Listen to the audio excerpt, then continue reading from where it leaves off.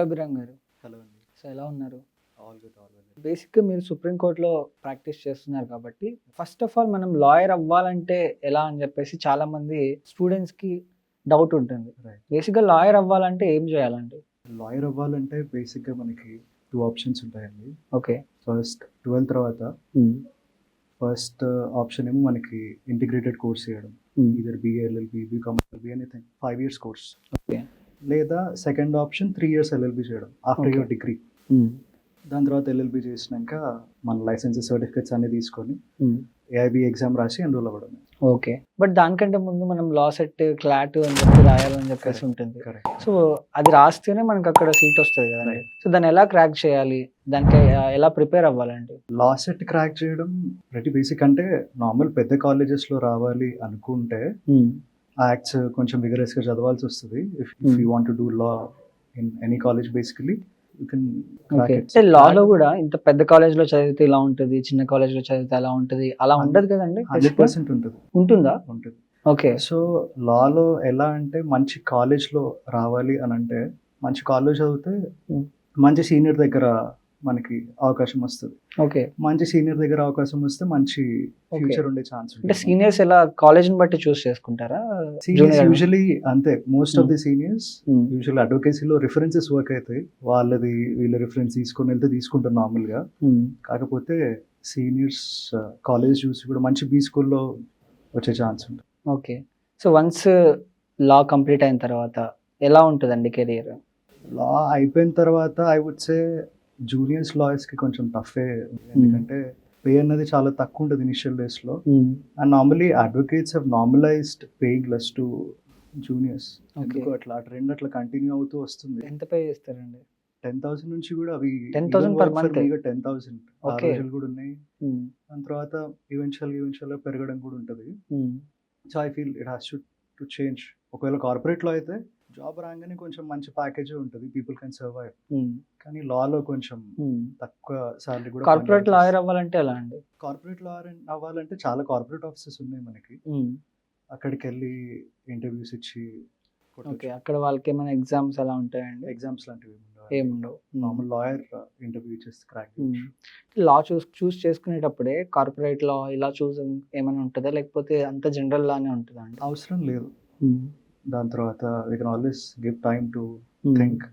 లా అయిపోయిన తర్వాత కూడా మనం చూస్ చేసుకోవచ్చు లిటిగేషన్గా వెళ్ళాలా లేకపోతే కార్పొరేట్ వైపు వెళ్ళాలా అని. సో మీరు మీ లా కంప్లీట్ చేసిన తర్వాత మీ ఫస్ట్ కేస్ రావడానికి ఎన్ని రోజులు పట్టింది? First case usually get with the help of seniors. Okay. Seniors ఇస్తుంటారు అప్పుడప్పుడు మన కేసెస్.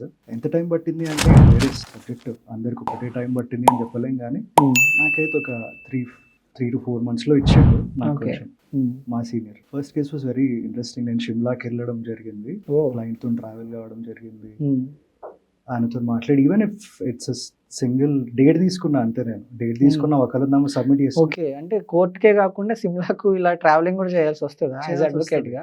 ఎలా అండి? ఎందుకండి? అన్నది మనకి ఇక్కడ నుంచి వస్తే నేను చెప్పలేదు కదండి. Ultimately we become a lawyer which our clients wants to be. మన క్లయింట్ కేసెస్ని బట్టి మనం ఆ లాయర్గా అవుతాం. మనం ఎగ్జాక్ట్లీ. ఈ లాయర్ కావాలి అనుకుంటే మనం కాలేము ఎప్పుడు. మా సీనియర్ కూడా చెప్తుండే ఇట్లా, మన క్లయింట్స్ ఏ కేసులు తీసుకొస్తే ఆ లాయర్ మనం అవుతామని. సో ఎక్కడి నుంచైనా రావచ్చు. అంటే క్రిమినల్ లాయర్, ఫ్యామిలీ లాయర్ అని పర్టికులర్ గా కొంతమంది అలా మెన్షన్ చేస్తూ ఉంటారు కదండి. రైట్. సో అలా ఎలా అండి? అంటే అదే అండి, ఇప్పుడు క్రిమినల్ లాయర్ అంటే ఇనిషియల్గా బెయిల్ మ్యాటర్స్ చేస్తుండొచ్చు. సో బెయిల్ మ్యాటర్స్ చేసినప్పుడు ఒక కేసు ఏదైనా మంచిగా చేస్తే వాళ్ళు ఇంకొంతమందిని రిఫర్ చేస్తారు. ఓకే. సో అట్లా వాళ్ళు they will be established as criminal lawyers. Okay. Family matters కూడా అంతే. యూజువల్గా అట్లా కేసెస్ చేస్తూ they will be established as family lawyers. Okay. So ఏ లాయర్ అయితే బెస్ట్ అంటారు? అలా నేను లేదండి. కొంచెం డబ్బులు బాగా రావాలి అంటే criminal lawyer. Money might not be the right way to judge. కానీ సివిల్లో ఎక్కువ ఉంటుంది. సివిల్లోనా? ఆబ్వియస్లీ కొంచెం Okay. Land matters, land issues అవన్నీ ఉంటాయి కాబట్టి సివిల్లో ఎక్కువ ఛాన్స్. అంటే ఎలా అండి? ఇప్పుడు నేను విన్నది ఏంటంటే పర్సెంటేజ్ తీసుకుంటారు, 2 ఎకరాలు ఉంటే 6 ఎకరం వాళ్ళు రాయించుకుంటారని విన్నాను. కరెక్ట్. అలా కూడా ఉంటుంది. దట్స్ వెరీ కామన్ ప్రాక్టీస్ అవుతుంటది. ఇప్పుడు ఎట్లా వాళ్ళని వాళ్ళు జస్టిఫై చేసుకుంటారంటే లాయర్స్, మేము ఎట్లయినా వీళ్ళకి 100 కోట్ల ప్రాపర్టీ కాపాడుతున్నాం కదా, మాకు కొంచెము 10 కోట్లు వస్తేది అని జస్ట్ ఎగ్జాంపుల్ చెప్తున్నాను. ఓకే. వస్తే ఉంది అని అనుకుంటారు. They don't feel it unethical. as Okay. such. They do it like that. It's a common practice. Okay. So మీరు అలాంటి కేసు ఏమైనా హ్యాండిల్ చేయడం జరిగింది? లేదండి. I'm Hmm. pretty young lawyer Okay. now. It's been a year since I started practicing. మీరు young lawyer అంటున్నారు కాబట్టి బేసిక్గా మీరు ఎలాంటి స్ట్రగుల్స్ ఫేస్ చేయాల్సి ఉంటుంది స్టార్టింగ్లో? My mom and dad both are lawyers. నాకు ఇక్కడ చాలా రిసోర్సెస్ ఉండే, కానీ I wanted to challenge myself అండి. Okay. I went to Supreme Court directly. అక్కడ నేను ఎవరికి తెలియదు. ఓకే. జస్ట్ అక్కడ కొంతమంది సుప్రీం కోర్టులో కూడా కొంతమంది తెలుగు వాళ్ళు ఉంటారు. ఓ. వాళ్ళ హెల్ప్ కొంచెం తీసుకొని అక్కడ ఆ తెలుగు వాళ్ళందరికీ పరిచయం, కొంచెం క్లోజ్గానే ఉంటాము. వాళ్ళ హెల్ప్ తీసుకొని ఆఫీస్ జాయిన్ అయ్యి దెన్ స్టే వెతుక్కొని జాయిన్ అయ్యి అట్లా కొంచెం స్ట్రగుల్ అంటే జూనియర్ అడ్వకేట్స్కి పే విషయంలో వస్తుంది. ఓకే. యూజువల్లీ చాలా తక్కువ అమౌంట్కి పని చేస్తారు. సుప్రీం కోర్టులో మీరు ప్రాక్టీస్ చేస్తున్నారు కాబట్టి అక్కడ ఎంత పే చేస్తారు? అక్కడ కూడా సేమ్ 10,000 సుప్రీం కోర్టులో ఐ వర్క్ ఫర్ 15 ఇనిషియలీ. దాని తర్వాత ఏమందంటే మా సీనియర్స్ సీనియర్ అడ్వకేట్ కింద ఒక 15,000 పని చేశారు. 15,000కి పని చేసిన, కాకపోతే that will not be your only income. Okay.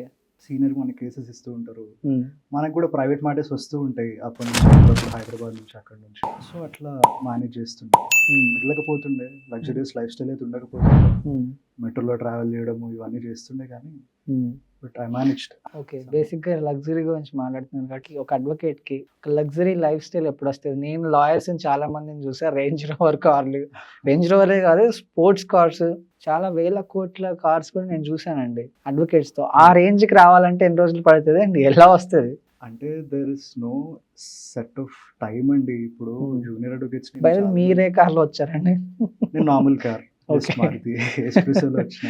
ఎందుకంటే మీ మమ్మీ డాడీ కూడా లాయర్స్ కాబట్టి. లేదు I wanted to clarify that my mom and dad service oriented lawyers, not business oriented lawyers. చాలా Okay. తక్కువ చార్జెస్ తోని చాలా ఎక్కువ మందికి సేవ చేయడం, అట్లా అది నమ్ముకొని వచ్చాను. Even that he's inspired me.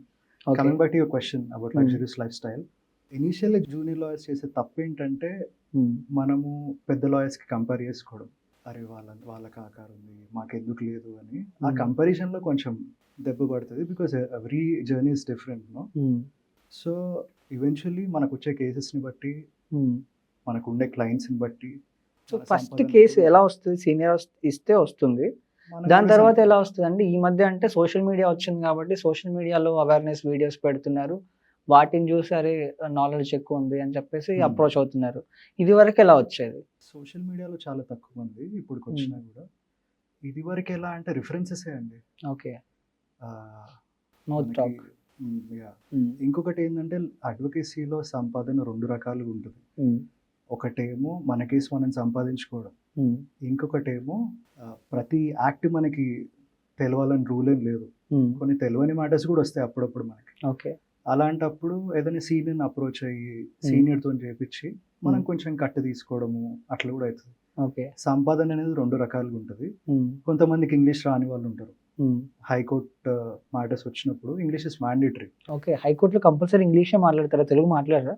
English is mandatory అంటే అక్కడ జడ్జెస్ చాలా మంది చాలా స్టేట్స్ నుంచి వస్తారండి. So English will be the normal language, basic language. వాళ్ళకు కూడా అర్థం కావడానికి కామన్ లాంగ్వేజ్ ఇంగ్లీష్. ఓకే. అంటే తెలుగు అట్లా ఏం మాట్లాడేది ఏమి ఉండదు? తెలుగులో వర్క్ అయితే డిస్ట్రిక్ట్ కోర్ట్స్ వర్క్ అయితే డిస్ట్రిక్ట్ కోర్ట్స్ లో ప్రొసీడింగ్స్ తెలుగులోనే అవుతాయి. హైకోర్టులో English has become mandatory. Okay. Hindi కూడా రాదా అండి వాళ్ళకి? మాట్లాడొచ్చేమో, కానీ ఎందుకో జడ్జెస్ అంత ఎంకరేజింగ్ గా చూడరు. Okay. So that's why English పర్టికులర్గా రావాలి అని ఒక ఇది ఉంటుంది కదండి హైకోర్టులో. సో స్టూడెంట్స్ ఎవరైనా ఇప్పుడు ఇంగ్లీష్లో వీక్ ఉంటారు, అలాంటి వాళ్ళు అడ్వకేట్ అవ్వచ్చా? అవ్వచ్చండి. నేను చెప్పిన కదా ఇందాక, డిస్ట్రిక్ట్ కోర్ట్స్లో తెలుగులోనే ప్రొసీడింగ్స్ అవుతాయి. ఒకటి మనకి ఏదైనా మ్యాటర్ వస్తే మనం ఇంగ్లీష్ రాలేదు వద్దు అని చెప్పకుండా, చాలా మంది మన ఫ్రెండ్స్ ఉంటారు, చాలా మంది నెట్వర్క్ ఉంటుంది, వాళ్ళతో చేయించి కొంచెం డబ్బులు మనం కూడా తీసుకోవడము. సో బేసిక్గా లాయర్స్ ఎలా చేస్తూ ఉంటారంటే, ఇప్పుడు నేను మీ దగ్గరకు ఒక క్లయింట్ అనుకోండి, ఇప్పుడు ఒక ఏదైనా ఒక ఇష్యూ మీద వస్తే ఆపోజిట్ పర్సన్ మీ ఫ్రెండ్ దగ్గరకు వచ్చాను అనుకో, మీరు మాట్లాడుకొని కేసుని కాంప్రమైజ్ చేస్తారంట కదా అని నేను విన్నా. There is always a chance అండి. ఓకే. చెప్పలేము, ఎవ్రీ కేస్ ప్రొలాంగ్ చేయడానికి కూడా ఛాన్స్ ఉంది. ఉంటుంది. Every case runs like this అని చెప్పలేము. చాలా మంది చాలా పూర్ క్లయింట్స్ కూడా వస్తుంటారు. There is always a chance of manipulation.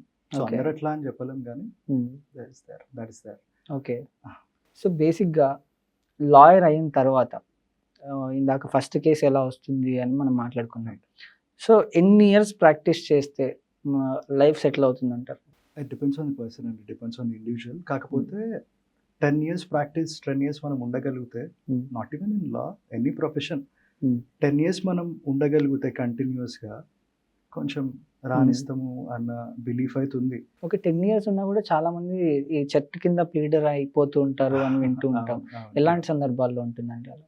Communication gap వల్ల చాలా వరకు, క్లయింట్స్ రాకపోవడం వల్ల అట్లా ఉండే ఛాన్స్ ఉంటుంది. ఓకే. బేసిక్గా క్లయింట్ అడ్వకేట్ దగ్గరికి రావాలి అంటే వచ్చిన తర్వాత కూడా చాలా మంది కేసు ఇవ్వచ్చు, ఇవ్వకపోవచ్చు. రైట్. ఎలా కన్విన్స్ చేస్తారు వాళ్ళని? It depends on the advocate again. వాళ్ళ కన్విన్సింగ్ స్కిల్స్ని బట్టి ఉంటాయి. ఓకే. అందరిది ఒకటేలాగా ఉండదు, అందరి కన్విన్సింగ్ స్కిల్స్ ఒకటేలాగా ఉండదు. ఎగ్జాక్ట్లీ. అంటే నాకు బాగా దగ్గర ఉన్న ఒక అడ్వకేట్ ఆఫీస్కి వెళ్తే రైట్. ఆల్మోస్ట్ నేను ఉన్నప్పుడు 30 క్లయింట్స్ ఏమో ఉన్నారు ఆయన దగ్గర. వచ్చిన ప్రతి క్లయింట్ నేను చూస్తున్నా కూర్చొని అక్కడే, ప్రతి క్లయింట్ కేసు ఇచ్చేసి వెళ్తున్నాడు. They are waiting for till night 12 అయినా కూడా ఆయన కోసం వెయిట్ చేసి ఆయన అపాయింట్మెంట్ తీసుకొని కేసు ఇచ్చేసి వెళ్తున్నారు. ఐ విల్ లైక్ షాక్డ్, ఎట్లా బాబు ఇంత చేస్తున్నారు అని. అప్పుడప్పుడు ఎక్స్పీరియన్స్ మ్యాటర్స్ అండి చాలా. ఫేస్ వాల్యూ ఇంకొకటి ఏంటంటే, ఫేస్ Exactly. వాల్యూ చాలా ఇంపార్టెంట్ అడ్వకేసీలో. చాలా మంది పెద్ద అడ్వకేట్స్ ని చూసేసి ఇచ్చేస్తుంటారు. వాళ్ళు చేస్తారా చేయరా అన్నది పక్కన పెట్టేస్తే వాళ్ళకి ఇస్తారు, వాళ్ళకి ఇస్తే గెలుస్తారు అని ఒక నమ్మకం. ఓకే. ఇప్పుడు ప్రజెంట్ జనరేషన్లో ఇంతకుముందు లా ప్రొఫెషన్ని చాలా తక్కువ మందే చూస్ చేసుకునేవాళ్ళు, అంతమంది చదివేవాళ్ళు కదా. ఈ మధ్యకాలంలో లా కూడా చేస్తున్నారు పీపుల్, ఇంట్రెస్టింగ్. ప్రజెంట్ ఎవరైతే స్టూడెంట్స్ ఉంటారో లా చదవాలనుకునే వాళ్ళకి మీరేం చెప్తారు? Is it a best profession or not? Obviously అండి, not even law, any profession in which we're able to provide service to people directly. For example doctor కానీ, police కానీ, క్లయింట్లతోని డైరెక్ట్ ర్యాపో ఉంటుంది, డైరెక్ట్ సర్వీస్, వాళ్ళ feedback తెలుసుకునే అవకాశం ఉంటుంది. Exactly. So any profession ఇట్లా పీపుల్కి డైరెక్ట్ సర్వీస్ చేస్తుంటే బెటర్. సో బేసిక్గా నార్మల్ ఒక స్టూడెంట్ ఎవరైతే సర్వీస్ ఓరియంటెడ్ కాకుండా కూడా చాలా మంది ఏంటంటే, అఫ్ కోర్స్ ఇంకా ఈ మధ్య సాఫ్ట్వేర్ అనేది పడిపోతుందని చాలా మంది ఫీల్ అవుతున్నారు కాబట్టి లా సైడ్ కూడా వస్తున్నారు. అలా వచ్చే వాళ్ళకి మీరు ఇచ్చే కొన్ని సజెషన్స్ ఏంటి? Grow your communication skills. Communication కొంచెం కాన్ఫిడెంట్గా ఉండాలి. By communication I don't mean only English. Okay. But జడ్జితో మాట్లాడడము, మనం ఎట్లా రిప్రజెంట్ చేయాలి, క్లయింట్స్తో ఎట్లా మాట్లాడాలి, క్లయింట్స్ని ఎట్లా సంపాదించాలి. చాలా వరకు కాలేజెస్లో నెట్వర్కింగ్ చేసుకోరు.